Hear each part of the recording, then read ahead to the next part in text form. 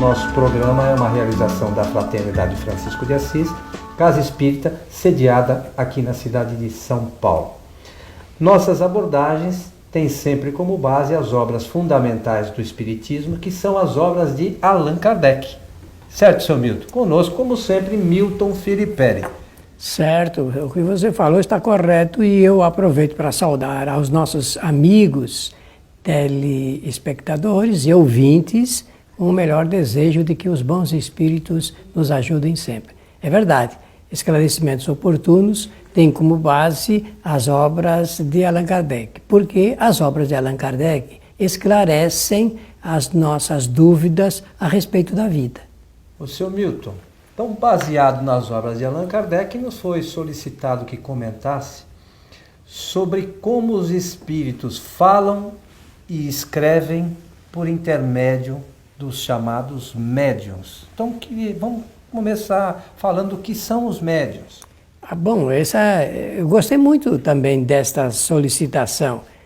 Ela é um tanto quanto curiosa, porque dificilmente alguém pensa em saber como é que os espíritos escrevem e produzem textos através dos médiuns e também como é que eles podem falar. Então dá a chance da gente conversar um pouquinho a respeito desse assunto. Bem, médium é o intermediário dos espíritos. Allan Kardec, no livro dos médiuns, ele vai dizer que a palavra tem início na palavra latina, medium, e significa meio. E ele, então, aproveita dessa palavra para criar a figura real daquele intermediário humano. Então ele diz, existem dois tipos de médium, o médium ostensivo e o médium generalizado, mas que ele vai usar a palavra médium somente para aquelas pessoas a quem a mediunidade se demonstra estar específica, patenteada, sem deixar nenhuma sombra de dúvida. Na verdade, todo mundo é médium no sentido que todo mundo recebe influência dos espíritos, né? E essas influências, queira ou não queira, elas acabam atrapalhando muitas vezes ou auxiliando na vida das pessoas. Mas, como você falou, o médium propriamente é aquele que exercita a faculdade mediúnica. Isso mesmo. Então ele é detentor de uma faculdade, a palavra faculdade aí significa que faculta a ele receber as manifestações dos espíritos. Existem 3 momentos que nós podemos dizer ligados entre o espírito e o médium. O momento, a primeira fase é a da sintonia, a segunda é da aproximação de um com o outro. Pode ser do espírito desencarnado para com o médium e pode ser também do médium para com o espírito desencarnado. Eu vou explicar tudo isso aqui no nosso programa em miúdos aqui para facilitar. A outra fase é a fase do envolvimento. Esse envolvimento supõe sempre de um envolvendo o outro. E a quarta fase é a da manifestação ou da comunicação propriamente dita. Bom, Milton, essas são as fases. Mas como se dá? Como é que os espíritos atuam sobre o médium? Bem, como é que é essa... você falou da sintonia, sim, essas questões todas. Mas como é que é essa atuação? Tá perfeito. Para falar sobre esse assunto da sintonia, vou lembrar apenas que no Espiritismo existe realmente o conhecimento da atração magnética entre os espíritos. A sintonia reflete isto, a atração magnética entre os espíritos. Mas tudo começa com o pensamento, ou os pensamentos, do encarnado para com o desencarnado, ou do desencarnado para com o encarnado. A emissão do pensamento cria essas chamadas ondas eletromagnéticas de atração de um para com o outro. Ou o agente encarnado, o médium, atrai magneticamente ou os espíritos, é melhor falar assim, ou então eles atraem, se ligam magneticamente ao ser encarnado chamado médium. Então, o pensamento é a base. Lembrar-se, Coelho, que nós temos 3 atributos essenciais do espírito. 3 atributos essenciais do espírito. que eu chamo ferramentas de trabalho para a evolução. É a inteligência, a vontade e o pensamento. E o pensamento, ele é encaminhador do que a vontade pressupõe.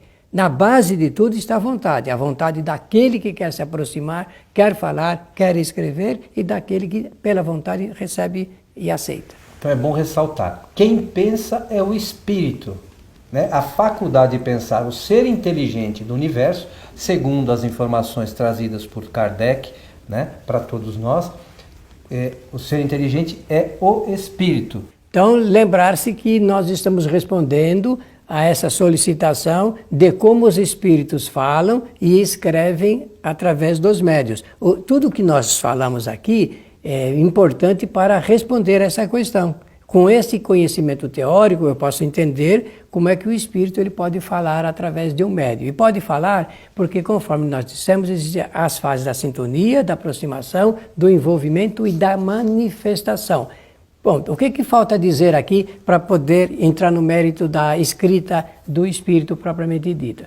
Falta dizer que quando o médium ele pensa e aceita a comunicação, ele abre campo para que o seu perispírito, que é o corpo fluídico, o seu corpo fluídico, que nós temos o corpo físico, o corpo fluídico e o perispírito.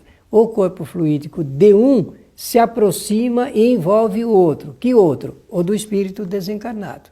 Então Kardec vai explicar que quando ocorre essa aproximação, o espírito desencarnado, para manifestar-se com o médium, ele envolve inteiramente, através do perispírito, o perispírito do médium que vai receber a comunicação. Olha que coisa interessante. E através desse envolvimento, os pensamentos, que são fluidos também, né? Isso. Os pensamentos também são fluidos, ele encaminha do seu perispírito para o perispírito do médium. Isso. Então, o que o espírito promove? Ele promove assim, ele está já ligado com o médium através do pensamento. Através do médium ele está ligado, pensamento a pensamento. E ele sugere, ele demonstra o grau do seu interesse, ele emite essa onda que nós estamos falando aqui, de pensamentos, os pensamentos formam palavras, e ele é obrigado necessariamente a retirar do reservatório cultural do médium o que ele pretende para poder escrever, por exemplo. Então a mão do médium que está com o lápis, o pensamento recebe o pensamento do espírito e como ele está envolvido, ele está se deixando levar docilmente pela manifestação, por isso que existe a palavra manifestação, então ele manifesta o pensamento, o desejo do ser desencarnado que emite o seu pensamento e o médium então vai escrevendo.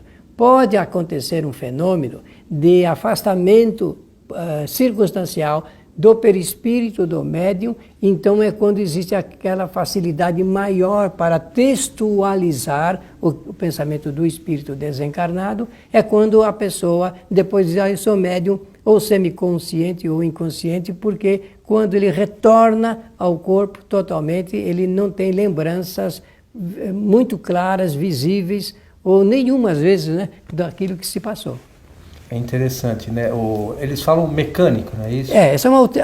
Allan Kardec utiliza esse termo, mas nós temos que entender que tudo passa pelo reservatório do médium. O médium está sempre presente na comunicação. Ele não tem condições de isentar-se da manifestação do espírito, porque os dois perispíritos estão ali intimamente ligados. Uma outra coisa que você mencionou, que é de extrema importância, é que o espírito, muitas vezes, se utiliza dos conhecimentos do médium para trazer algumas informações, porque nem sempre alguns pensamentos trazidos para algumas pessoas podem trazer um bom resultado, porque a pessoa não tem afinidade com aquelas questões, então não consegue compreender exatamente o que o espírito quer expressar, né, Milton? É isso, olha, nós não temos ainda no meio espírita digamos, um trabalho de ordem estatística ou científica para dar essa posição da quantidade de influência que o espírito mantém durante uma comunicação com o médium.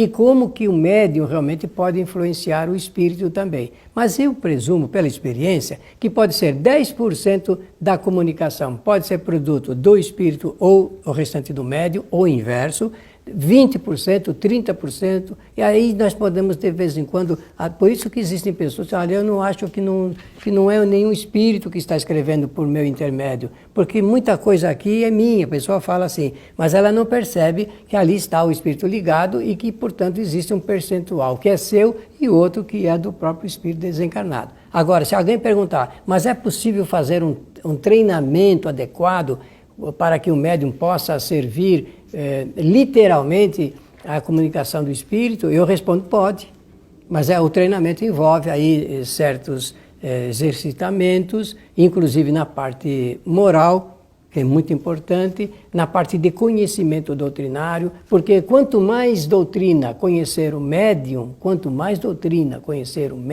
melhor ficará a produção do seu trabalho. Ele vai saber quanto que ele pode realmente influir e quanto que ele pode realmente se deixar levar na medida em que o espírito merece confiança, porque aí entra o outro fator de quanta confiabilidade merece o espírito comunicante. Muito bem, Milton. De uma certa forma, e também não é tão diferente, você mencionou sobre os médiuns escreventes e sobre os médiuns falantes. A mesma coisa. Então, o que nós temos? O Kardec chamou ele para classificar, e Kardec era um professor, um educador, então ele tem o hábito de classificar, sistematizar para melhor explicar. E ele então classificou essa área da manifestação da área dos efeitos inteligentes, efeitos intelectuais. Então, ele reuniu o médium psicógrafo, médium escrevente, médium psicofônico, médium falante. O espírito usa a voz do médium. Médium audiente, aquele que supõe ouvir a voz do espírito. Eu falei supõe porque o espírito não fala, ele não tem um aparelho fonador. Mas ele projeta de tal forma o seu pensamento no pensamento do médium, que o médium tem a nítida impressão de que está ouvindo a voz do espírito, de como ele falava quando estava aqui em vida. E do médium vidente que descreve a visão que ele tem dos espíritos. Olha, lembrar que médium vidente só vê espíritos, hein? Não vê outra coisa não, só vê espíritos. Interessante, né? Uma outra questão sobre tudo isso é o preparo do médium, né, Milton? Que é extremamente importante em todas essas questões, porque tem gente que diz que vê, eu posso fazer isso em casa, posso fazer isso no local de trabalho, mas é importante o preparo que esse tipo de manifestação seja realizada sempre na casa espírita. Olha, você disse muito bem. O centro espírita é o lugar mais adequado para a prática da mediunidade. Isso não quer dizer que pessoas com conhecimento, que são dotadas de algum recurso de controle emocional, possam fazê-lo também na sua residência. Mas a recomendação é para que o médium trabalhe no centro espírita. Ali ele encontra todo o equipamento necessário, recurso espiritual para proteger-se e tudo mais, porque varia muito no processo da comunicação, varia muito. Ô Milton, e existem outras qualificações de médiuns, né? Outros tipos de mediunidade, pintura, aquele que faz pintura, enfim. Desculpe, você lembrou bem e a gente precisa colocar aqui no quadro. Quando o médium ele pinta, ele também está dentro desse quadro de efeitos inteligentes. O espírito que é pintor, que tem essa qualidade, ele cria esse mesmo processo do pensamento, e há essas fases que nós falamos aqui, até a fase final, que é a produção do seu trabalho, não é? Às vezes, o médium, ele participa inteiramente do quadro, da pintura, ele está ligado com o espírito, ele é consciente o tempo todo, e outras vezes, dependendo de alguns fatores, o espírito envolve totalmente o médium, e o médium ele não tem muita participação ativa no quadro, mas ele tem da participação, na manifestação, mas não naquilo que, digamos, é a intenção do espírito na produção do seu trabalho. Importante lembrar que você falou uma coisa que é interessante, que essa questão da mediunidade é uma faculdade do espírito encarnado. Somente. Somente. E o corpo é simplesmente o meio de manifestação disso. Isso mesmo. Mas a faculdade é do espírito quando está encarnado. Isso mesmo, isso mesmo. Porque a gente escuta às vezes algumas coisas, mas você falou que é interessante, né? O próprio espírito desencarnado, por vezes, ele toma conta, não do corpo, mas do perispírito, na verdade, que é quem exerce a ação sobre o corpo físico, não é isso? Quando o médium ele é dócil, não é? Ele aceita, porque tudo está na proposta e na aceitação. Se o médium aceitar, essa aceitação sendo total, tacitamente total, então ele fica dócil à comunicação. E é interessante estudar essa matéria, porque com um pouco de cuidado nós podemos puxar, não hoje, porque não é o caso aqui, a gente pode puxar esse assunto ligado também com o efeito subjugatório, porque é o mesmo processo. O efeito subjugatório é a vontade de se deixar levar pelas ideias do espírito. E só que no processo subjugatório, que é a obsessão, Kardec descreve isso no capítulo número 23 do Livro dos Médiuns. Nesse processo de subjugação, isso está num acordo de enfermidade, porque aquele que se sujeita à ação do espírito, ele é criador dessa situação. É ele que criou essa situação. Então ele está de acordo, se deixa levar, mas o fim é outro, que não é esse que nós estamos mencionando hoje aqui no nosso programa. Mas a mecânica é a mesma. É a emissão de uma ideia, a recepção, a aceitação ou não. Eu achei interessante a maneira como você elaborou aí essa questão, porque nós temos que entender o seguinte: a mediunidade é patrimônio do médium. Ela é a faculdade do médium. Então, se ele não quiser aceitar a comunicação, ele pode não aceitar. Se ele simplesmente rejeitar, diz, não, por meu intermédio você não vai se comunicar. Pronto, ele é dono, ele é gerente, é ele que administra a sua faculdade e pela imposição da sua vontade, o espírito não tem como agir sobre ele. E ainda nesse raciocínio, Milton, a pessoa que, vamos dizer assim, alguns dizem, não, você é médium, você tem que exercer a mediunidade, é obrigado? Nada. Obrigação nenhuma. Olha, tudo na vida, e o Espiritismo explica muito bem, resulta no fator de ordem moral. Se o indivíduo age ética e moralmente bem na vida, ele está bem. Mas se a sua ação não é boa, porque qual é o médium que fica mal?